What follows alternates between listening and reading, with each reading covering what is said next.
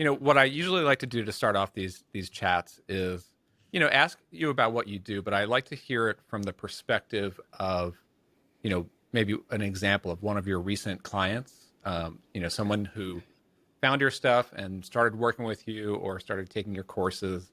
Who is that person? What are they doing? And what makes them kind of connect with you? Yeah, absolutely. So it's definitely been an evolution, as it always is for all coaches out there. So I a little quick background is that I came from being a videographer that was shooting and editing videos for clients, and then in 2018 was like, you know, people are spending so much money having me show up and hit record for them when they could just do this themselves if they could just use their phone to make it happen. And so I got online, started sharing YouTube tips on how to really film videos on your own. And fast forward to today, it's been 5 years since I started that process. Hmm. And there's been an evolutionary process of not only focusing on the tech side of it, but also the emotional side of it, of how uncomfortable you can be getting on camera and all the tips out there that are like, you should do Instagram every day, and yet maybe your energy doesn't match that or Yeah. whatever.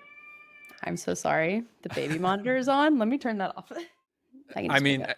like just what you were just talking about. I mean, I love that you're kind of covering the emotional side and the presence on camera. I mean, that's by far the most difficult um, hurdle to get over. But when anyone kind of looks for content or instruction or courses or just YouTube content about doing YouTube's, like all I ever see is, what's the right camera to use? What kind of microphone should I use? What light should I buy?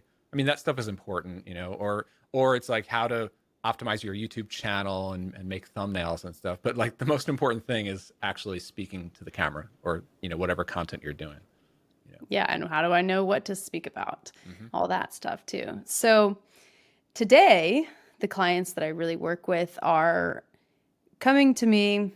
Let's use a specific example to your point. There's this one woman who I've been working with for several months now. She is an entrepreneur with her husband, and they know that they need marketing. Yet, she's an entrepreneur that wants to spend the majority of her time running the business. And so they come to me and they say, okay, we want to expand into this new market. And their company does background checks, but she's also a mom of two and has gone through the process of being a mom and realized, you know what we do can actually be super beneficial to people that are wanting to hire nannies because we can do background checks on the nannies. And so maybe we expand into an entirely new market. So we began to really talk through that marketing strategy. And, originally they're thinking of one idea of let's do a YouTube channel that's talking about background checks. And my whole approach to things is like, forget the business, you're the entrepreneur, and let's brand the entrepreneur. And from there, launch off with really a personal brand that can grow and evolve with you no matter what you choose to talk about in the future. So I've now incorporated this new system into it called human design, which is essentially a personality test based on when you were born. Hmm. And so we really analyze someone's energy of how it operates and what their natural gifts and abilities are. And from that point, it kind of gives us a kickoff point to determine what is the message that you're here to share beyond just let's make money. Let's brand it as who are you? And because you are who you are, you do what you do. And then from that place, let's look at who are we attracting? And then what's the strategy behind it? And then let's talk about what gear you need to make this happen and Hmm. overcome the tech side of it too. So Yeah. it's really a Again, like, holistic approach. hey, just a quick break to tell you about Clarityflow. It's the software tool loved by coaches and their clients for communicating asynchronously in threaded conversations using video, audio, or text. My team and I designed Clarityflow for the modern day coach. It lets you give clients a single place to engage with you and all that you offer through your coaching business. Run coaching groups, cohorts, and communities using our Spaces feature. Create interactive courses using our Programs feature. Build your coaching library with templates and reusable content. and sell access to your coaching programs with subscriptions or one-time payments. Customize colors and connect your domain to give clients a fully branded experience. You can use Clarityflow on the web or our mobile apps for iPhone, iPad, or Android. And connect any other apps using our Zapier integration. Start with a free trial or request a personalized demo and consultation by going to clarityflow.com.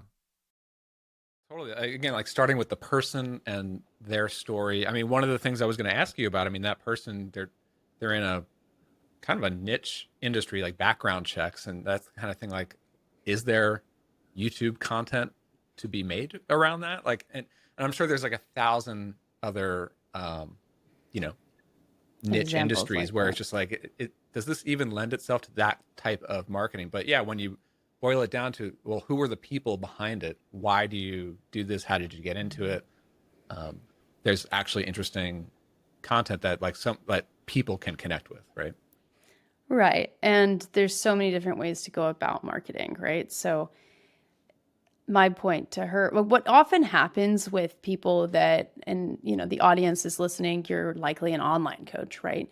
But maybe previous to being an online coach, because it really hasn't been that long in existence, a lot of people popped up in 2020 to do it. You were probably doing something else that was more based in person, right? So just like me, I was running a service-based business, shooting and editing videos for clients, and then popped online. And so it's based on kind of like a tangible skill. But the way that you can kind of like think about marketing is, okay, I'm expanding that network in terms of the kind of people that I can work with. So what ends up happening is you're a service-based business, you get online, you start talking about whatever it is that you do, but then the online opportunity becomes so much greater than the in-person opportunity that you decide to drop the in-person business and just go online. Mm-hmm. And so that transition is a very normal one. So from my perspective to her, it's like, hey, yeah, you want clients that might need your services for background checks for hiring a nanny. And there's probably other ways to make money with this outside of just that one purpose.